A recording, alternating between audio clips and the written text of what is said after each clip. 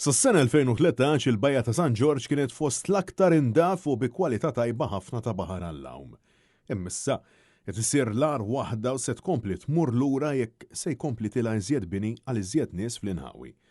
Kliem l-eks Ministru Laburista Evarist Bartolo fuq il-mida soċjali kif saħaq li taħt Gvern Nazzjonalista din il-Bajja kienet fost l-aħjar iżda spiċċat fit-triq tan-niżla taħt Gvern Laburista tant illi qed jgħid illi spiċċat bħala l-ar bajja illi għandna f'pajjiżna.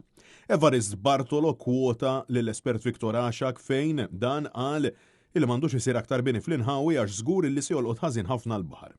L-eks Ministru Laburista insista illi bil-proġetti li hemm proposti fl-inħawi se jkunu qed jiżdiedu 24,000 persuna fiż-żona litteralment raħal ieħor. Evarist Bartolo testwalment qal illi matul is-sena illi ġejja il-kwalità tal-baħar fil-Bajja ta' San George se tmur lura bħal tal-arbajja li għandna f'Malta għall-lawm il-Bajja tal-Balluta.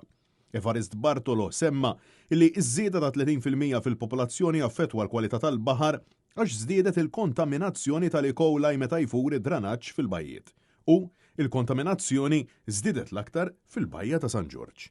Fatti li jmeru għal kollox dak illi qed jgħid il-Prim Ministru Roberta Bela illi mhux imur drenaġġ fl-Ibħra Maltin, fatti li jmorru għal kollox kontra dak illi qed jgħidu Bela u sħabu jiġifieri li jġibu l-ambjent bħala priorità.